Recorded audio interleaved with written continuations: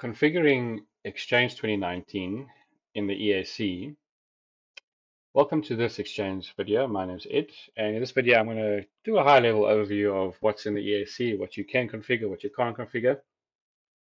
And the first thing I want to do is show you that when you launch this, and to launch this, you click on the Start menu, you expand Microsoft Exchange Server 2019, and you click on the Exchange Admin Center. Now you would notice that I'm using the default Edge. I don't have Chrome installed. There's no need to have Chrome installed. This is a server, it's a lab. Chrome I use on other servers, obviously just to test things, etc. But when you get to this page, you'll be presented with a login page. You'll enter in the account that's got management rights to manage everything here. So generally, account with org management permissions. And when you log in, you're presented with the recipients page or tab on the left-hand side. And under recipients, you have a set of options that you can configure, and some we'll talk about, like migration. The first step is you have mailboxes. Now, under mailboxes, if you have mailboxes created already, so if you're running coexistence, you'll see the mailboxes here. And if you modify your columns, you can add what columns you want to see. It will show you the database so you can see where the mailboxes are located.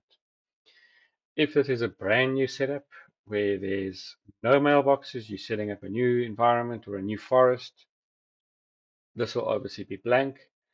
And you can create mailboxes in two different ways.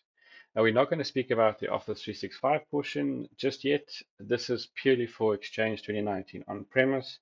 And if you want to go to to a higher version of Exchange later on, if it is released, or when it's released, or whatever the case. Next to the plus button here, you have a drop down. Now, this is a standalone lab environment, so it doesn't have the Office 365 portion because I'm not running hybrid. Hybrid is a separate discussion on how to configure it, etc. I can create mailboxes or accounts from here. So if I click on a user mailbox, I can give it an alias name. So I can call this user 11, for example. User 11 doesn't exist. If it did exist, means the Active Directory object is already there.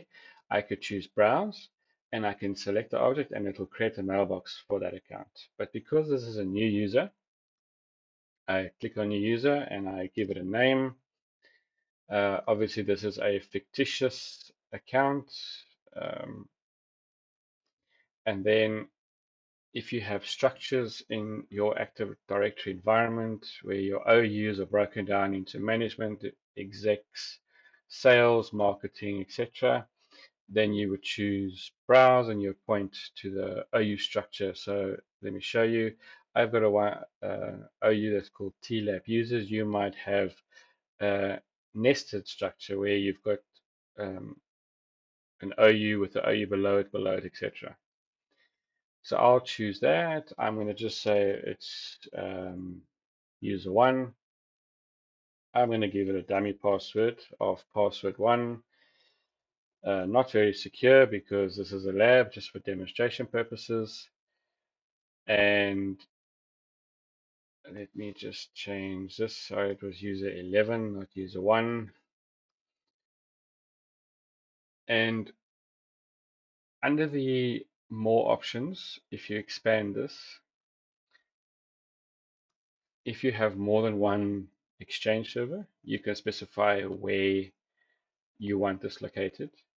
Now you'll notice that I'm running Exchange 2019 RTM edition, and I'm running CU13 with the November SU on this server, and I will put the mailbox there.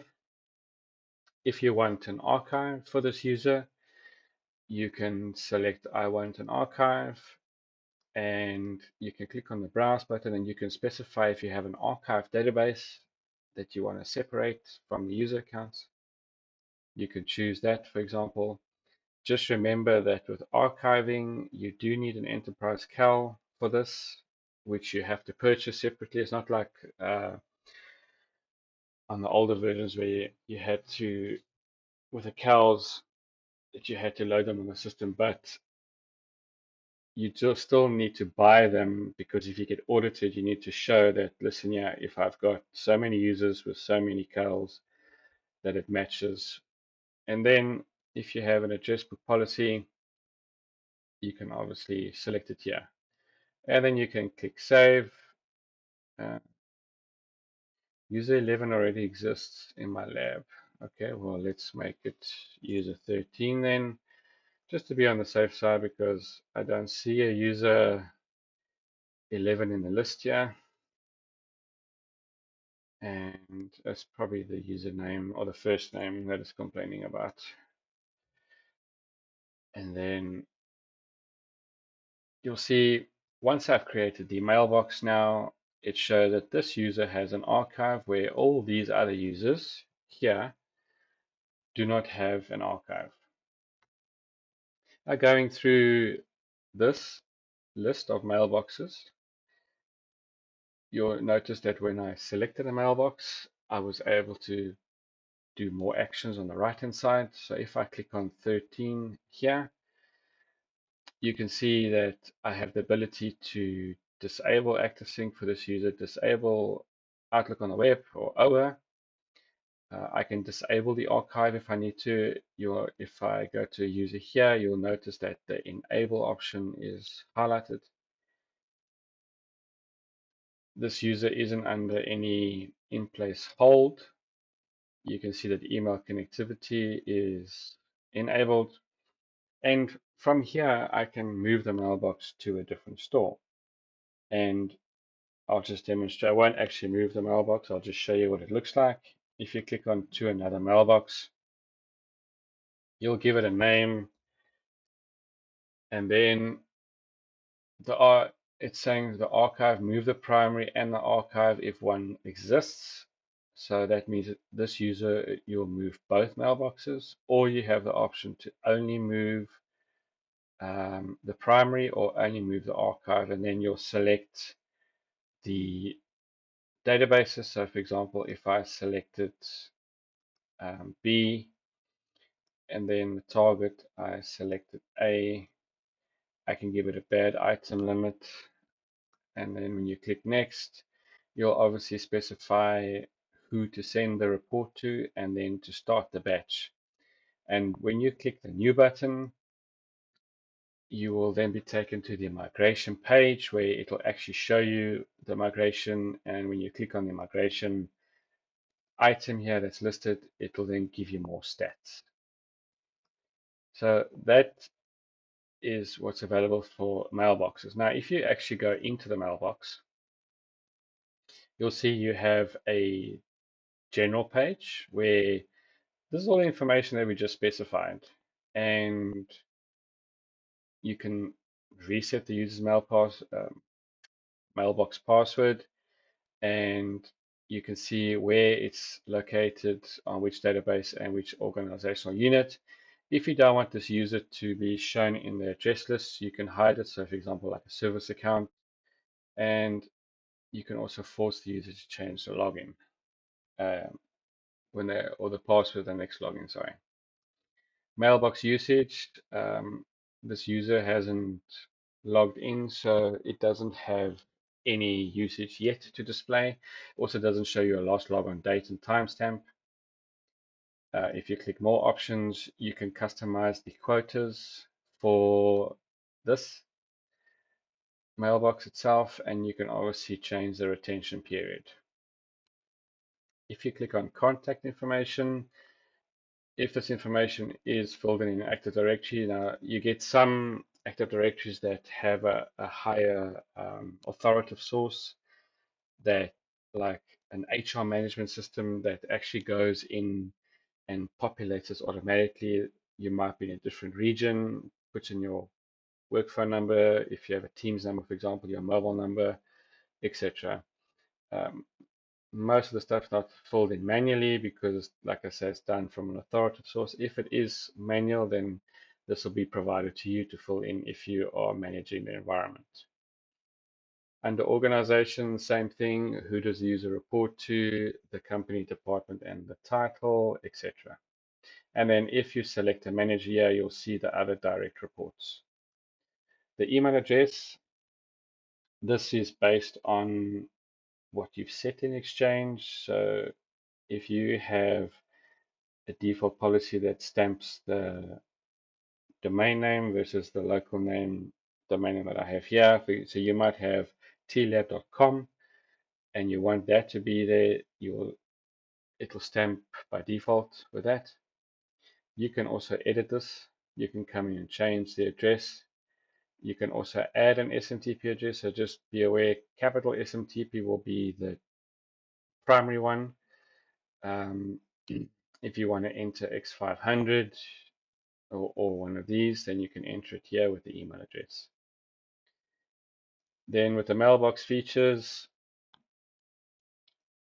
you can set the sharing policy, the role assignments, your retention, the address book policy, and then some of these features we already spoke about here. Obviously, there's additional ones where you can see IMAP POP is enabled for this account, MAPI. There's no litigation hold. Archiving, you can see, is enabled. The user has 100 gig archive. And then you can also specify mail flow options, message size restrictions, and delivery restrictions. If this user is part of a group, it will show up here. And then you can specify mail tips. So if you have a generic mailbox, you can then say, please allow a day for a response, or this is an automated mailbox, nobody attends to it, nobody responds to it, etc. Whatever the mail tip will be that people will get back. And then delegation is, can somebody send as this user? Can somebody send on behalf of this user, or does somebody have full access to this mailbox? So this might be a case where you have a personal assistant that needs access to a mailbox, or you have a mailbox where you need people to send as it or send on behalf of it, or it's a case if somebody's left the company and you want them to send on behalf of this user, say, listen, yeah, user A has left the company, I'm taking over, I'm user B, please respond to me in future, and then you can give them those permissions. So that's pretty much what you can configure from a user perspective. If we go to groups, this will show all the groups in your organization. If you open up a group that is there, you can see the name, the alias, and where it's located. If somebody owns it, you'll see the owner here. You can add more owners to the group. You can add members to this group from here. Some people add members in AD, others add it here. It just depends on what works for you. Then you get your membership approval, meaning can anyone join this group? Is it closed? Do they need approval? Can they leave or can't they leave? And then delivery management. So many groups are set, or all of them are set to only allow senders inside. But what happens if you want people outside to message a group? So maybe you've got a group that is like a contact list on your website and it must go to different people. You'll then change it to this so that people outside can mail it. And then you can just specify who in this group can then send to it, or is it open to everybody? Then you get your message approval if you have any form of moderation on the groups. Your email options, this is like your mailboxes. You can specify an email address. This is obviously the same as a mailbox, is picking up the address, the email address policy, and then same with the mail tips as with the mailbox, you can set a mail tip, and then the group delegation of who's got send on behalf and who's got send as rights. Under resources, these are your meeting rooms, and you have the option to add a room mailbox or equipment mailbox. You can see that I have a first floor meeting room here. The same options at the bottom, similar to groups and mailboxes. It will start at the bottom. You have your delegation. You can set your mail tips. You have your email address where you can add or modify. You have your contact information. Again, will be filled in by whoever maintains it. Then you have your booking options of, do you allow repeating meetings? What is the maximum lead time that you can book? And then obviously booking requests. If you have delegates, you can say who can accept this. If it's a room, generally it auto accepts because the time will be booked. And then if we go under the general page, you'll see the name, the email address. You can fill in the capacity, where it's located, which database it's on, and then you can specify any custom attributes if you need to, and any other information. Then if we go to contacts, you can see I have a contact here. You can create a contact from here, clicking the arrow next to the plus button. If you click on that, you got to fill in. So for example, if you have a person that has left the company and now you want to add their Gmail account because you still want to mail them, for example, you can specify their information here, and this will be where the Gmail account goes. And maybe you've got a OU for contacts specifically. You can click browse and then specify where it must be saved to. The next tab we have is shared mailboxes. Shared mailboxes don't carry a license like a mailbox, and they are used very, very often in environments where you might have a service account that has a shared mailbox, or you use shared mailboxes for internal functions, etc. You can enable archiving over here. You can specify whether it's got Outlook on the web access, and you can move it like a normal mailbox to a different mail store. To create a shared mailbox, you can click the plus button, and it brings up a form similar to that of a mailbox. It's just you have a display name, you have to provide the alias information, where you want it located, and then who's got permission to this. And you can specify the database. Does it have archiving like here? If you want to enable it with a quick enable, and then specify if there's any policy applied. Generally, none are applied. If you want to modify a shared mailbox, you can double click it or click the pencil. The same applies to groups, resources, contacts, or mailboxes. You have the pencil option, you have the delete option on them. The shared mailbox is pretty much like a mailbox. If you expand this, you can see the database it's on, the OU that it's located in, its email address. You can hide it. You can set custom attributes. You can see who's got delegate access to this, if it's used, what the usage is, and you can specify the limits just like a normal mailbox. The contact information, the organization information, the email address, mailbox features just like a mailbox, and then what group is part of, if any, and then if you have any mail tips, you can assign it here.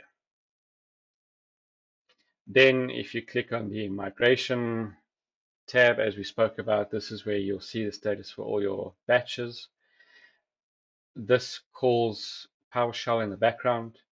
So if ever you want to know what command was run for a migration specifically, what you first need to do is you click the drop-down area next to the question mark, and you can say show command logging. And if you made any changes, so if I go into this group, for example, and I made a test group 1 and I saved it, let's just give it a second, and I go back, you can see it actually showed, it gets the distribution group um, based on its GUID, and then you can see it there changed the name. So if ever you just wanted to know what's going on when you make changes in the Exchange Admin Center, you can see the command logging, and you can actually copy this command and run it from PowerShell or the Exchange Management Shell. And if you want to change it to 2, for example, it'll do the same thing. So just some information if you wanted to ever know what's going on when you make changes or do things in the Exchange Admin Center. For this video, I'm going to stop at this point because we're already over 20 minutes. And what I'll do in the next section is I'll cover permissions, and we'll go through the sections. If it's too long, then I'll switch to the next part. So this is part 1, covering recipients in the Exchange Admin Center. And in part 2, we'll go through the next set of options. I look forward to seeing you in the next video. Hope you subscribe to my YouTube channel, and thank you very much for watching.